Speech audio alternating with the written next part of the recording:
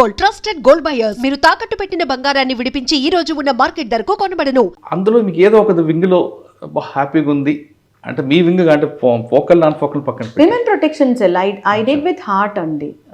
కొత్త కొత్త ప్రోగ్రామ్స్ చేయడానికి నాకు అవకాశం ఇచ్చారు మా సీనియర్ ఆఫీసర్స్. అప్పుడు సిఐడిలో ఉన్న ఏడీజీస్ కానివ్వండి, యూనిట్లో డీజీ గారు కానివ్వండి, మంచి ప్రోగ్రామ్ స్టార్ట్ చేసాము. ఆపరేషన్ స్వేచ్ఛ అని ఒకటి స్టార్ట్ చేసాము. అదేంటంటే చైల్డ్ లేబర్కి అగెయిన్స్ట్గా అనమాట. అది రాష్ట్ర వ్యాప్తంగా ఎవ్రీ క్వార్టర్కి వన్స్ ఒక 1 వీక్ ప్రోగ్రామ్ పెట్టుకొని బాల కార్మికులు ఎక్కడున్నా కూడా వాళ్ళని రెస్క్యూ చేయడమే కాకుండా వాళ్ళని మళ్ళీ బ్యాక్ టు స్కూల్ పంపించాలి. సో అలా చేయడము, అది మళ్ళీ ఫాలో అప్ చేయాలి. వాళ్ళ తల్లిదండ్రులతో కూడా మనం మాట్లాడి ఎందుకు వీళ్ళు ఈ బాల కార్మికుల్లోగా ఎందుకుంటున్నారు, మీ నేపథ్యం ఏంటి, దానికి మనం ఏం చేయగలము, అలా వీ హ్యావ్ డన్. దానికి వైడ్ రికగ్నిషన్ వచ్చింది. తమిళనాడు గవర్నమెంట్ హ్యాస్ ఫెలిసిటేటెడ్ అస్, అట్లనే తెలంగాణ విమెన్ ప్రొటెక్షన్ సెల్ వాళ్ళు కూడా దే హ్యావ్ ఫెలిసిటేటెడ్ అస్. చాలా పిల్లల్ని సేవ్ చేసాము, రెస్క్యూ చేసి మళ్ళీ బ్యాక్ టు స్కూల్ పంపించాము. స్కూల్కి వెళ్ళిన తర్వాత పిల్లల మీద కొన్ని ఫ్యామిలీస్ డిపెండ్ అవ్వండి, పేరెంట్స్ డిపెండ్. అవునండి, అవును. మీరు స్కూల్కి పంపిస్తారు, వాళ్ళకి ఇన్కమ్ రాదు, మరి ఆ కుటుంబం ఎలాగ మరి వర్క్ అవ్వాలి? కొంతమంది నండి ఇక్కడ హెడ్ క్వార్టర్ దగ్గరలో ఉన్నప్పుడు లేడీస్కి మేము ఎన్జిఓస్ ఎవరు సపోర్ట్ చేయగలిగినటువంటి ఎన్జిఓస్ని ఐడెంటిఫై చేసి ఆ సపోర్టింగ్ మెకానిజం కూడా ఇచ్చాం. But not to everyone wherever it was possible to us we did.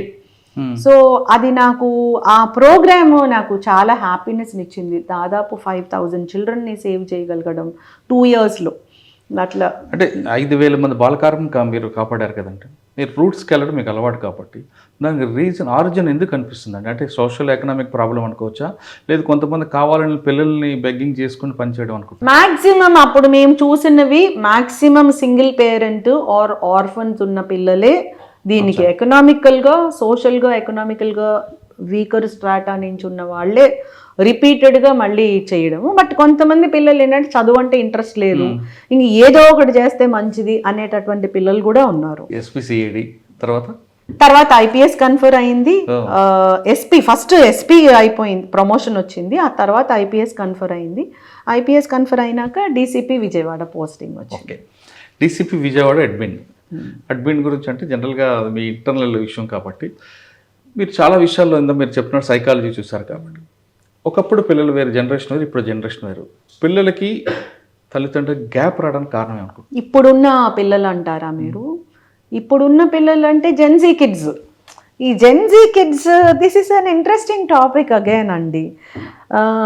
Gen Z kids అనగానే యూజువల్గా వీళ్ళకి మోరల్ వాల్యూస్ లేవు, వాళ్ళకి పెద్దలంటే గౌరవం లేదు, వీళ్ళకి హెడ్ స్ట్రాంగ్గా ఉంటారు, యాటిట్యూడ్ ఉంటుంది, డిఫరెంట్ యాటిట్యూడ్.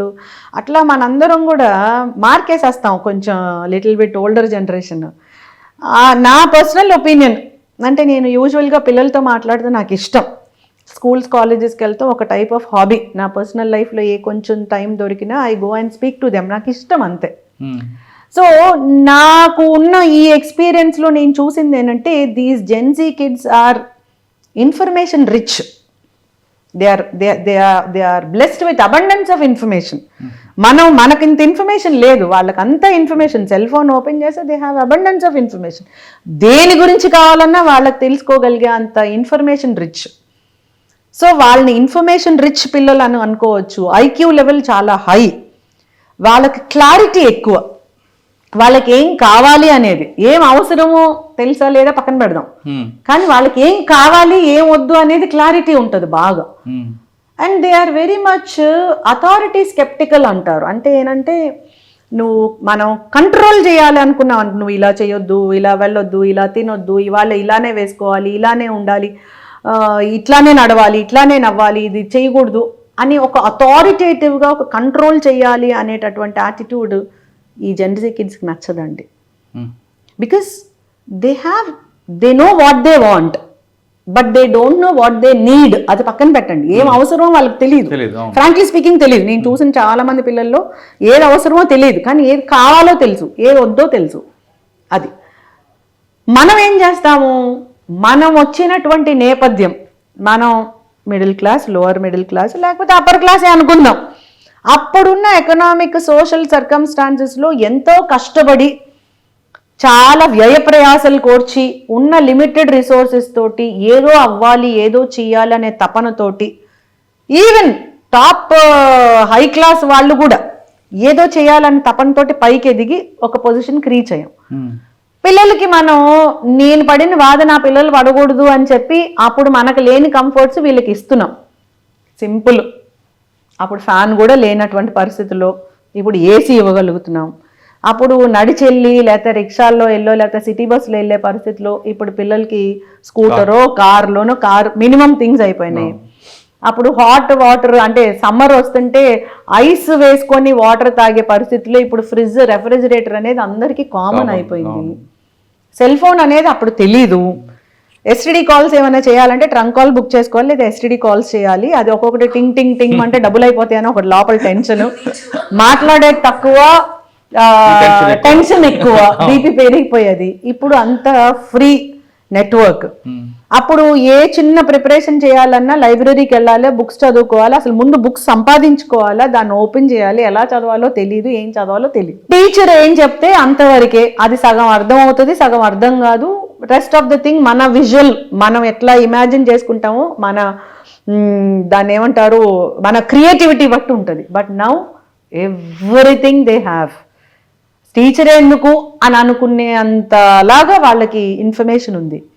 ఇట్లాంటి పిల్లలకి కంట్రోల్ చేస్తూ దానికి రీజన్ చెప్పకుండా ఇలా చేయకూడదు, ఇది పాపం, కళ్ళు పోతాయి, లేకపోతే దేవుడు శిక్షిస్తాడు అంటే ఎక్కడుంటాడు ఆ దేవుడు, ఎలా ఉంటాడు అని అడుగుతారు. మనం ఆన్సర్ చెప్పలేము.